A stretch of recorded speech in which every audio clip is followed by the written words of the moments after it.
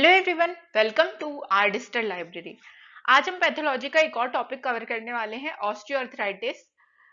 इसके पहले मैंने इसका आयुर्वेद पोर्शन कवर किया था, आमवात, संधिवात और वात रक्त, ये तीनों टॉपिक हम किए थे। तो अब इसके बाद हम इसके मॉडर्न पोर्शन में ऑस्टियोआर्थराइटिस, रूमेटॉइड अर्थराइटिस और गाउट को आज इसके नेक्स्ट वीडियोस में कवर करेंगे। इसके पहले मैंने आयुर्वेद की बहुत सारी डिसीज कवर कर चुकी हूँ और उनका मॉडर्न पोर्शन भी जो पैथोलॉजी है, नर्सिंग और पैरामेडिकल, चाहे जो भी फील्ड हो उसमें पैथोलॉजी तो सेम लगती है। तो ये टॉपिक आपको बहुत ज्यादा हेल्पफुल होगा और बाकी जितने भी मॉडर्न के टॉपिक्स है वो भी अपलोडेड हैं। तो इनकी लिंक आपको डिस्क्रिप्शन बॉक्स में मिल जाएगी। हम शुरू करते हैं ऑस्टियोआर्थराइटिस।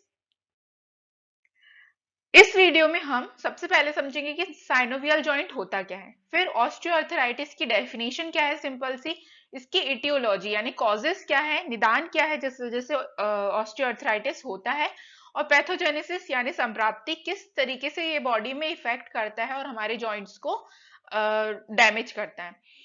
अब ये दो प्रकार से होता है, आर्टिकुलर कार्टिलेज में डैमेज की वजह से और साइनोवियल जॉइंट में। तो ये हम डिटेल में समझेंगे। फिर ऑस्टियोआर्थराइटिस के साइन एंड सिम्टम्स क्या होते हैं, इन्वेस्टिगेशन क्या होता है, मतलब क्या टेस्ट करवाकर हम पता लगा सकते हैं, कंफर्म कर सकते हैं कि इस व्यक्ति को ऑस्टियोआर्थराइटिस है, और देन उसका ट्रीटमेंट या मैनेजमेंट या सेल्फ केयर क्या होती है वो हम इस वीडियो में देखेंगे। तो ये कंटेंट था। सबसे पहले समझते हैं साइनोवियल जॉइंट होता क्या है। जॉइंट मतलब होता है कि कोई भी दो बोन जब आपस में मिल रही है तो वो एक जॉइंट का फॉर्मेशन करती है।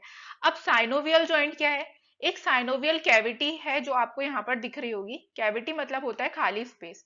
तो ये जो कैविटी है यहाँ पर भरा होता है साइनोवियल फ्लूइड, एक लिक्विड टाइप का भरा होता है जो कि दो जॉइंट की मूवमेंट को प्रमोट करता है, वहां उनके बीच में घर्षण या बर्निशिंग नहीं होने देता। तो ये यहाँ पर साइनोवियल फ्लूइड भरा होता है, इसलिए इसे हम साइनोवियल जॉइंट बोलते हैं। अब साइनोवियल कैविटी में साइनोवियल फ्लूइड है, यहाँ तक आपने देख लिया। इसके ऊपर होती है, ये जो ब्लू कलर से आपको दिखाया गया है, एक लेयर होती है जिसको हम बोलते हैं बर्सा। सॉरी सॉरी, उसके ऊपर साइनोवियल कैविटी के ऊपर सबसे पहले होते हैं joint capsule and synovial lining, जो आपको ये पर्पल कलर से दिख रही है। देन होती है बर्सा, ये ब्लू कलर वाली। अब ये थी तीन चीजें। अब जो बोन्स है उसके ऊपर, तो सभी सभी बोन्स के ऊपर होती है आर्टिकुलर कार्टिलेज, जो कि कार्टिलेज मतलब एक फोम टाइप का स्ट्रक्चर है बोन के ऊपर। तो वो दो बोन्स को आपस में रगड़ने नहीं देगा, उस रगड़ने से बचाता है। तो ये होती है आर्टिकुलर कार्टिलेज। तो ये था सिंपल सा साइनोवियल जॉइंट का स्ट्रक्चर। अब हम देखते हैं ऑस्टियोआर्थराइटिस की डेफिनेशन। तो सबसे पहले हमको एक बहुत इंपॉर्टेंट टर्म याद रखनी है कि osteoarthritis is a degenerative joint disease. ये टर्म क्यों इंपॉर्टेंट है, क्योंकि ऑस्टियोआर्थराइटिस में सबसे पहले आर्टिकुलर कार्टिलेज का डैमेज होता है, डिजनरेशन होता है, जिसकी वजह से ये डिसीज जो है वो होती है। तो ये टर्म बहुत ही ज्यादा इंपॉर्टेंट है कि ऑस्टियोआर्थराइटिस इज अ डीजेडी यानी डीजेनरेटिव जॉइंट डिसीज। अब यहाँ पर जिस तरीके से मैं आपको डिफाइन कर रही हूँ, जो जो पॉइंट्स मैंने आपको एक्सप्लेन किए, या जिस तरीके से मैं आपको प्रेजेंट कर रही हूँ, आपको इसी तरीके से एग्जाम में लिखना है। यदि 5 मार्क्स का क्वेश्चन आता है या 10 का भी आएगा तो भी इतना कंटेंट आपके लिए सफिशिएंट है और आपको फुल मार्क्स मिलेंगे। तो यहाँ पर अ, होता क्या है ये हम आगे समझेंगे इसकी पैथोजेनेसिस में। सबसे पहले आपको याद रखना है कि यहाँ पर डीजनरेशन होता है, इसलिए से डीजनरेटिव जॉइंट डिसीज बोलते हैं। It is responsible for much of pain and loss of mobility associated with the ageing process. बढ़ती एज के साथ ये डिसीज ज्यादा देखने को मिलती है, तो वहां पर जॉइंट्स में पेन और लॉस ऑफ मोबिलिटी यानी जो भी जॉइंट्स की कैपेसिटी है कॉन्ट्रेक्शन रिलैक्सेशन की, वो कम कम हो जाती है और जॉइंट्स में बहुत ज्यादा एक्सेसिव पेन होता है। तो ये यंग एज में इसके इंसिडेंट देखने को कम मिलते हैं, पर बढ़ती एज के साथ ये डिसीज ज्यादा से ज्यादा मात्रा में देखी जाती है। अब ये इस तरीके से इसकी फोटो दिखाई गई है, यहाँ पर आप देखिए। ये जो राइट हैंड साइड में दिखाया गया है कि ये क्रैकलिंग, ब्रेकिंग डाउन, ये डीजनरेशन हो रहा है बोन का। तो ये चीज ही आगे चलकर ऑस्टियोआर्थराइटिस में कन्वर्ट हो जाती है। अब हम इसको डिटेल में समझते हैं। अब ऑस्टियोआर्थराइटिस के कॉजेस यानी निदान या फिर इटियोलॉजी क्या होगी, यानी किस वजह से हमको ये डिसीज हो सकती है। तो ओवरवेट यानी ओबेस होना एक बहुत ही मेजर कॉज है ऑस्टियोआर्थराइटिस का, क्योंकि जॉइंट पर सीधे प्रेशर पड़ता है, पूरा वेट जॉइंट्स पर आता है, इस वजह से जॉइंट्स में डिजनरेशन होता है। सेकेंड है जॉइंट इंजरी, किसी वजह से जॉइंट्स में इंजरी हुई हो एक्सीडेंट वगैरह की वजह से। Then genetic defect in joint cartilage, कोई किसी को भी जेनेटिकल प्रॉब्लम है जॉइंट्स की या कार्टिलेजेस की। गेटिंग ओल्डर, तो ओल्ड एज एक मेजर कॉज है, हमने देख चुके हैं। Joints are not properly formed, birth से ही कोई जॉइंट डिफेक्ट है, या फिर stress on the joint from certain jobs and playing sports. कुछ कुछ जॉब्स ऐसी होती है जिसपे जॉइंट्स पे या ज्यादा देर तक खड़े रहना या बैठे रहना या फिर स्पोर्ट्स, ऐसे उसमें जॉइंट्स पर सीधा स्ट्रेस पड़ता है और आर्टिकुलर कार्टिलेज का या फिर साइनोवियम का डिजनरेशन होता है और ऑस्टियोआर्थराइटिस कॉज होता है। तो आपको ये इतने पॉइंट्स याद रखने सिंपली।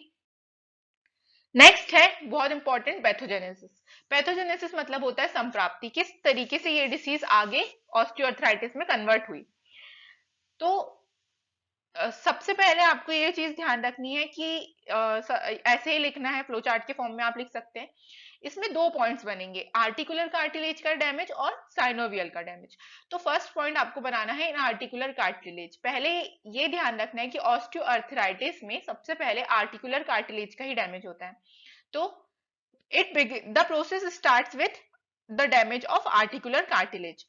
आर्टिकुलर कार्टिलेज का डैमेज होगा, उसके बाद जो आर्टिकुलर कार्टिलेज है उसमें इरेगुलर क्रैक्स, फ्रेड और फिशर देखने को मिलेंगे, यानी उसमें आर्टिकुलर कार्टिलेज में दरारें आ सकती है। आप एक इमेजिन करिए कि कोई गत्तेदार एक फोम है, उस पे डैमेज स्टार्ट हुआ तो वो खिंच रही है, फट रही है, इरेगुलर क्रैक्स आ रहे हैं, उस पे फिशर्स आ रहे हैं, और वहां पर फाइब्रोकार्टिलेज रिपेयर प्लग का फॉर्मेशन होता है।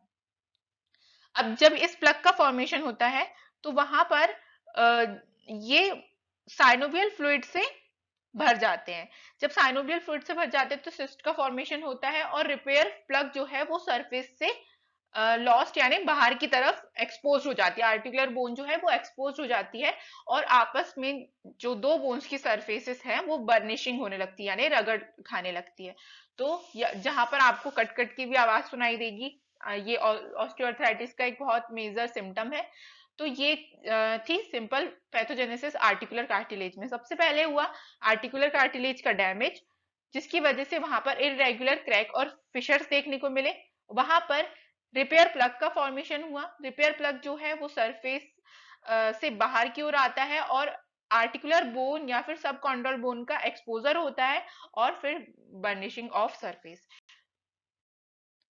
फिर नेक्स्ट पैथोजेनेसिस बनती है साइनोवियल मेम्ब्रेन में। तो synovial cells adjacent articular cartilage, articular cartilage के जस्ट बाद है साइनोवियल सेल। तो इनडायरेक्टली ये भी अफेक्ट हो जाती है चेंजेस से। वहां पर साइनोवियल सेल का डिफरेंशिएशन होगा, यानी डिफरेंशिएशन मतलब सेल जो है वो अपने आप को मल्टीप्लाई कर रही है, नंबर में बढ़ रही है।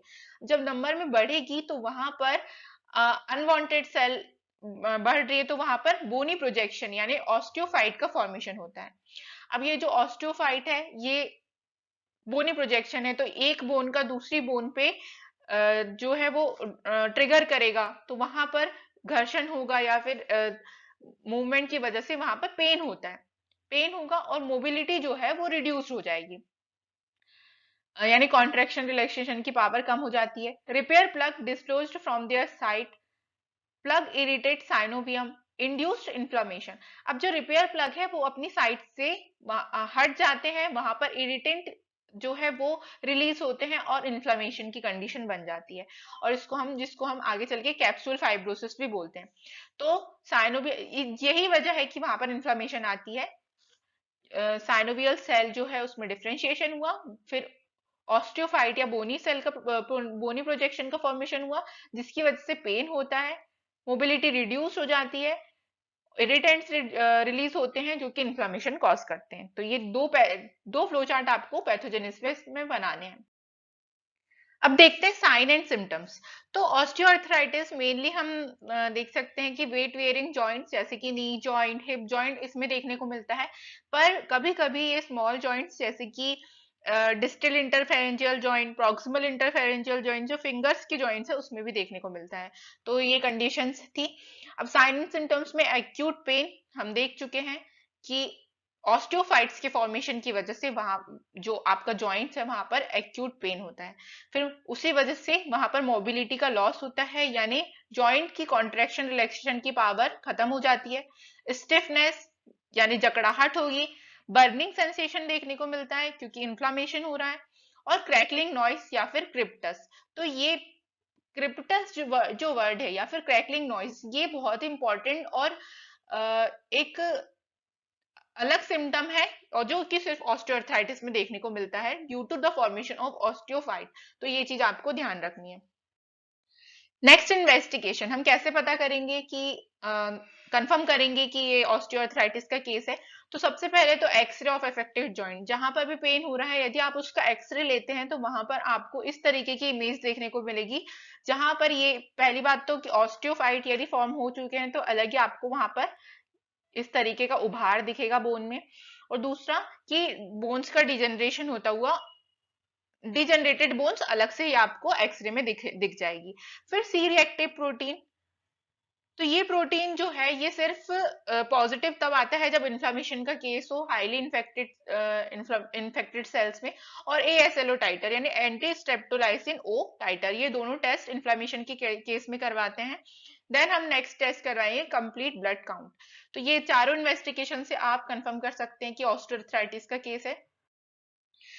नेक्स्ट लास्ट है मैनेजमेंट, कि किस तरीके से आप ऑस्टियोआर्थराइटिस से बच सकते हैं। तो prevention is better than cure.